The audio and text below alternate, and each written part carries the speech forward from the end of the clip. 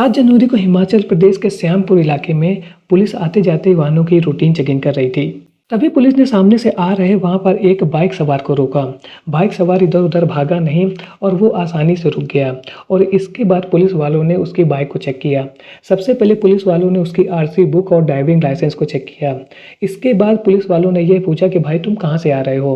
तो उस बंदे ने यही कहा कि सर मैं कॉलेज गया था एग्जाम देने के लिए और मैं वहाँ से वापस आ रहा हूँ। अचानक वहाँ खड़े पुलिस वालों में से एक पुलिस वाले ने उसकी बाइक में कुछ सफ़ेद रंग के पैकेट में कुछ रखा देखा और उसको देखने के बाद उन्होंने उसको बाइक से निकाला और उस लड़के से पूछा कि भाई ये क्या है।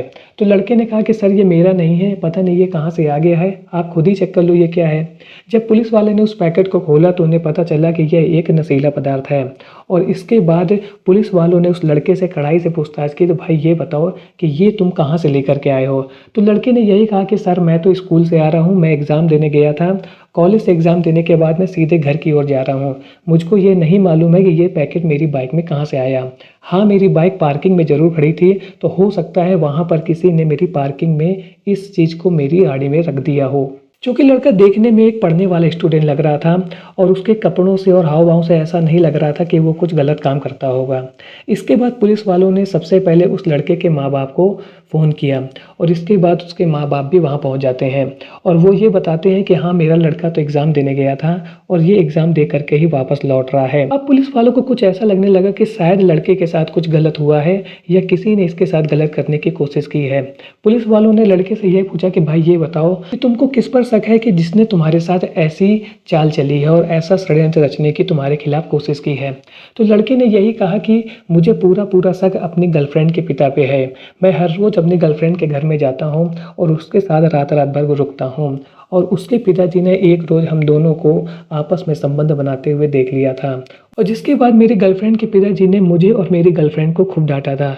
तो मुझे इस बात का पूरा शक है कि शायद उसके पिता ने ही इस प्रकार का षड्यंत्र मेरे खिलाफ किया है। चूँकि मामला अभी पुलिस के पास था और अंडर इन्वेस्टिगेशन था, इसलिए पुलिस ने कुछ दिन के लिए उस बंदे को जेल में भेज दिया। चूँकि ये पूरा मामला अंडर इन्वेस्टिगेशन था और पुलिस ने उस बंदे के पास से उस नशीले पदार्थ को पाया था, इसलिए पुलिस ने उस बंदे को जेल में कुछ दिन के लिए रखा और इसी बीच में पूरे मैटर का इन्वेस्टिगेशन भी किया। सबसे पहले पुलिस वालों ने इस पूरी बात को अपने सीनियर अफसर को बताया। सीनियर अफसर ने यही कहा कि यह लड़के की ज़िंदगी और फ्यूचर का सवाल है, यदि उसके साथ गलत हो जाएगा तो उसका पूरा कैरियर समाप्त हो जाएगा।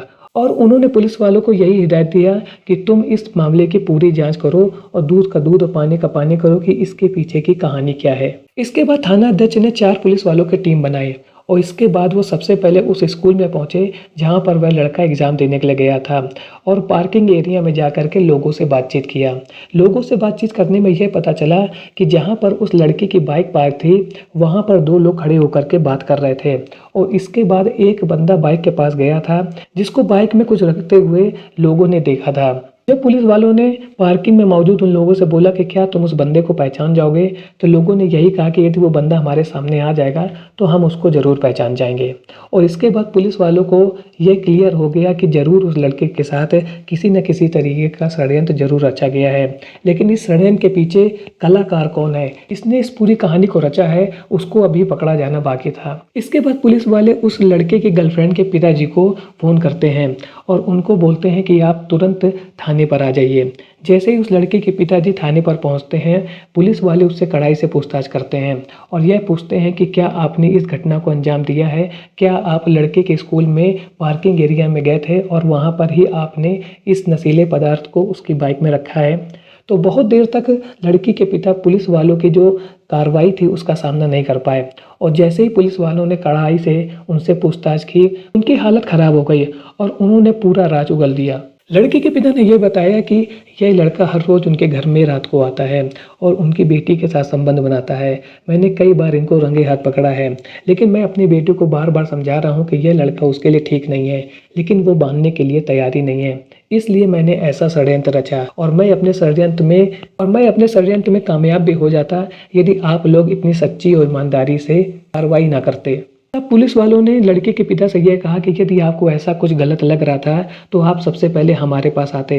आपने इतना बड़ा क्राइम उस लड़के के खिलाफ करने की क्यों कोशिश की? यदि आप उस लड़के को पसंद नहीं करते थे और आपको लग रहा था कि वो हर रोज़ आपके घर में जा कर के आपकी बेटी के साथ गलत काम कर रहा है, तो आप हमारे पास क्यों नहीं आए? यदि आप हमारे पास आते तो हम उस लड़के को बुला करके समझाते और हिदायत देते कि वो ऐसी गलती आगे कभी नहीं करेगा। लेकिन आपने खुद इतना बड़ा क्राइम करके खुद को सलाखों के पीछे पहुंचाने की तैयारी कर ली है। इसके बाद पुलिस वाले ने उस लड़के को जेल से बाइज्जत बरी किया और लड़के के पिता को जेल पहुंचा दिया। इसी बीच लड़के के परिवार वाले भी थाने पहुंच जाते हैं और उन्होंने पुलिस के सीनियर अफसर और थानाध्यक्ष का बहुत शुक्रिया अदा किया कि उन लोगों ने उसके बेटे की जान बचा ली। नहीं तो यदि पुलिस वाले इस पूरे मामले की अच्छे से इन्वेस्टिगेशन नहीं करते तो आज उनका बेटा सलाखों के पीछे होता और वो उस क्राइम के लिए सजा को काट रहा होता जिस क्राइम को उसने किया भी नहीं है। तो इस प्रकार से एक लड़का एक बड़े षड्यंत्र का शिकार होने से बच गया। इस वीडियो को देखने के बाद हमें जिन पॉइंट्स को समझना बहुत ज़्यादा ज़रूरी है उनको चलिए डिस्कस करते हैं। सबसे पहला पॉइंट ये है कि किसी भी कंडीशन में हमें कानून को अपने हाथ में नहीं लेना चाहिए।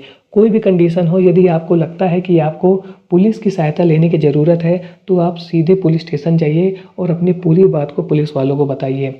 वे आपकी 100% मदद करेंगे। किसी भी कंडीशन में यदि कानून को आप अपने हाथ में लेते हैं और क्राइम करते हैं तो आप क्राइम करने के बाद 100% पकड़े जाएंगे।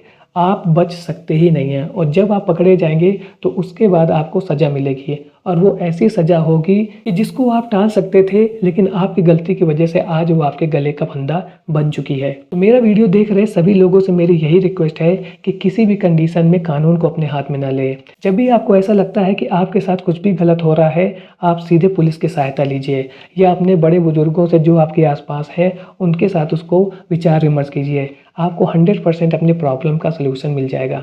आज का वीडियो आपको कैसा लगा कमेंट सेक्शन में ज़रूर बताएं। मिलता हूँ ऐसे एक और नए इंटरेस्टिंग वीडियो में, तब तक के लिए थैंक्स फॉर